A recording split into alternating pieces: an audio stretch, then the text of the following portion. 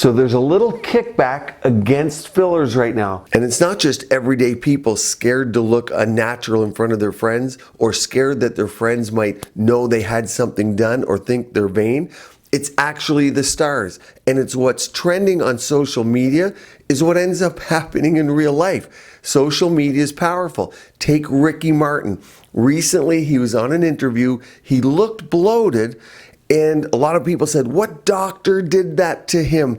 Everyone starts to blame the doctors. Many people inject themselves, but he was quick to come out and say he didn't get fillers. He didn't have Botox. He showed his movement. He even touched his face, moved it around to show that it was natural.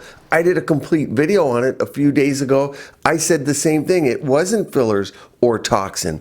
Take Courteney Cox. We did a video on her. She said she dissolved all of her fillers. It's getting real and owning up to getting too many fillers. It's a lot. The actress speaks out about her experience getting plumped up in the current issue of New Beauty magazine, admitting, quote, "You have no idea because it's gradual until you go, oh, this doesn't look right, and it's worse in pictures than in real life." Because she looked unnatural, mainly in pictures. It looked okay when she moved and in real life. And that's common because you're trying to make somebody look natural in states of rest and also when they're dynamic. The 53-year-old says she let the pressures of Hollywood get to her, saying she valued appearance above all else. Quote, "I actually made things worse. Fillers are not my friend." Today, the brunette beauty is filler-free. She had all the products once pumped into her face dissolved. Quote, "I'm as natural as I can be. I feel better because I look like myself." And I love everything about it. What about Khloe Kardashian? The third eldest Kardashian sister previously opened up about her own experience with, thankfully, temporary fillers so they could be dissolved. What did she say? "Fillers did not work for me. I looked crazy, and I still think the effects are in there. I went to have it all dissolved 3 times," she said. And we know fillers last a long time. So she's absolutely correct. And I have many videos on that. Khloe then went on to say, "My face was so effed, I had to go and get this whole thing dissolved. It was a bummer, and now I'm afraid to do it again. I'm almost like I swear things are still in my face." Correct, Khloe, they likely are. And I talked about this exact thing with Courteney Cox. They can make you look old. They can make the face look boggy. I can always tell when someone's had a filler. They look unnatural. Interestingly, I did a survey on the community portion of this YouTube channel, and overwhelmingly, most people say if done right, if done properly, in the right amount, not excessive, they can make you look younger. So that's what people think, and of course it's a huge driver to practices, but there are 4 areas I want you to be very careful getting filler if you want to look natural. Let's start at the top and work down. Number 4 is going to be the anterior cheek. And this is a killer because if you get filler that draws in water in the front of the cheek and you do too much, and the reason people do is because they see it here. You don't see filler around the frame of the face where you should get product and collagen stimulators, and people see it here and they want more. That looks boggy, it looks baggy, it looks projected, and the rest of the face is empty. It's a dead giveaway.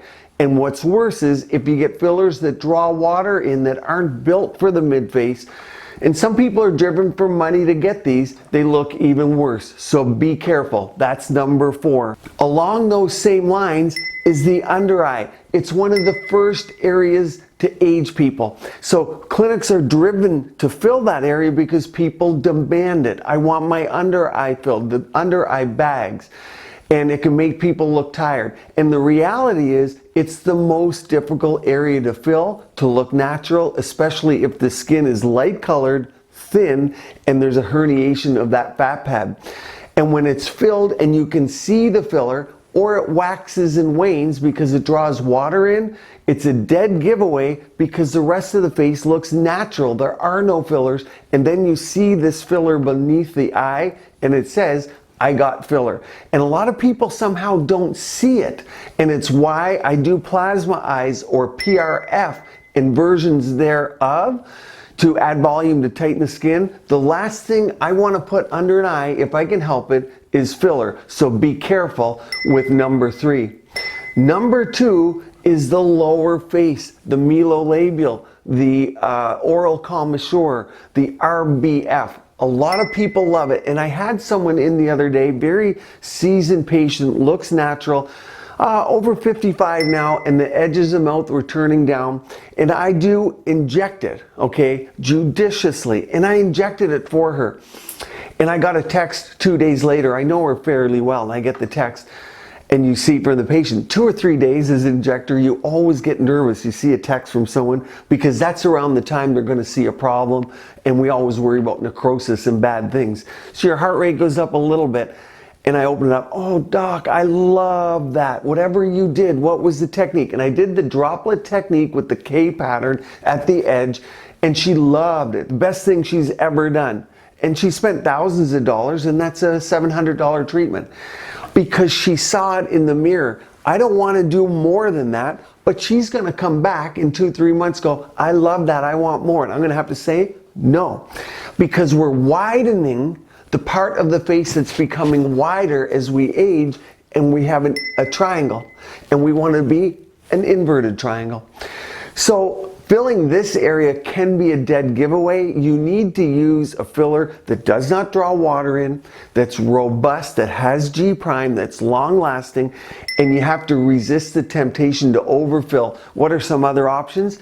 PDO lifting threads, collagen stimulation in the frame of the face, at the oral commissure, and also at the preauricular angle of the jaw to pull back, similar to what a facelift would do.